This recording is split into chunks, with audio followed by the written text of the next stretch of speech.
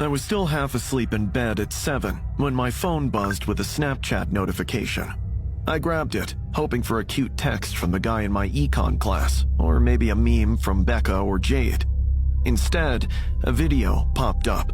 It was only 15 seconds long, filmed in the dark, with the camera slowly panning across the room.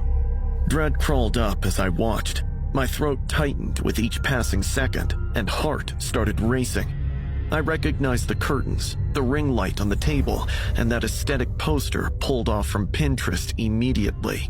I held my breath while the camera panned slowly to the figure sitting on the bed.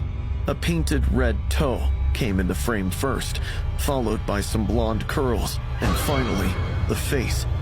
I shrieked, fumbling and dropping the phone on the duvet as I jolted upright. It was me. Someone had been inside my apartment while I was asleep and filmed me. I'd been at Caldwell for about a year. Being a junior on financial aid meant my life was grinding through my accounting degree and working 2 campus jobs. I lived in a 3rd-floor studio with a keypad lock on campus, and until 2 weeks ago, my biggest stress was to maintain my grades so I could uphold the scholarship and making sure my assignments were in on time.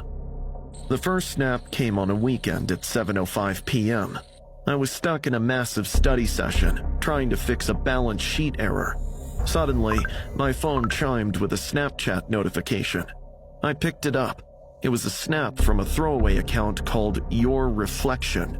I opened it and froze.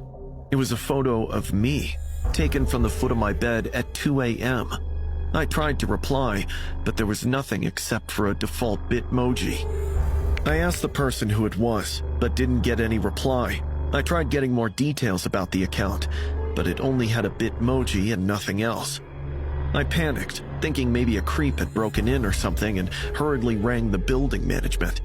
By the time they arrived, I changed my keypad code and checked every window, but all of them were already bolted. I told them I received a snap somebody had taken from within my room. They checked the building's CCTV, but it didn't seem like anyone had entered. I tried to convince myself it was just a sick prank by a friend, maybe Jade. She had a YouTube channel where she posted stupid prank videos once in a while, so I called her. You kidding? Why would I ever do something so silly? I'm sorry. I just thought maybe you'd want content or something. You serious? Babe, my pranks are always harmless. I swear it's not me. I wanted to believe her. Midterms were fast approaching, and I'd almost forgotten about them. But on a Wednesday evening while I was studying, 7:05 p.m. hit again, and another snap ping in. This time, it was me in the bathtub. My hands started shaking. I called campus police right away, and they didn't find a thing when they searched the place. Since the snap was a one-time view, I had zero proof to show them. One of the officers even had the nerve to ask if I was on something. I told him that was completely insane. Over lunch, I vented to Becca and Jade. Becca was clearly worried, but Jade just tilted her head and asked if I'd been under a lot of stress. What do you mean? It happens to me all the time during finals. I lose track of whether I've eaten or showered. You've been stressed about midterms because of your scholarship, so maybe... I told her I was prepared and, while worried, I knew I'd keep my grades up. She nodded, but I could tell she didn't buy it. The third snap arrived the next night at the exact same time. This time, it showed me at my desk at 2:47 a.m. By the fourth snap, I was barely sleeping. I put tape over my laptop camera, bought a doorstop alarm, and started sleeping with the lights on. It didn't matter though. The fifth one came anyway. After that, I didn't waste a second ordering a hidden camera from Amazon. I set it up on my bookshelf, aiming it right at my bed. I didn't tell anyone about it. I spent 3 days watching the footage, but there was nothing. By the fourth morning, I was so exhausted, I barely wanted to check the footage, but I did it anyway. I scrolled through hours of me sleeping peacefully. I was about to shut it off when the video shifted. At 3:12 a.m., I sat up, moving with a jarring stiffness. I didn't look confused. I stumbled to my desk and pulled my old spare phone out of the corner drawer. I shoved it into a pile of books at a weird tilted angle. I fumbled around with the screen, hitting record before I sent the clip.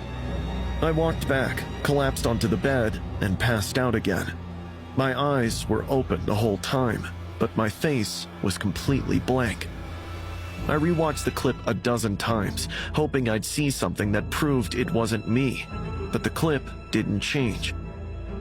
I called Dr. Okafor the next day. Jade had mentioned him a while back.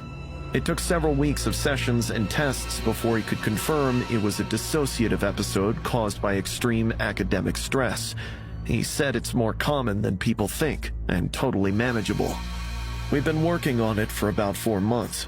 I'm better at spotting the triggers now, and my sleep schedule is rigid. I haven't gotten a snap from your reflection in 6 weeks.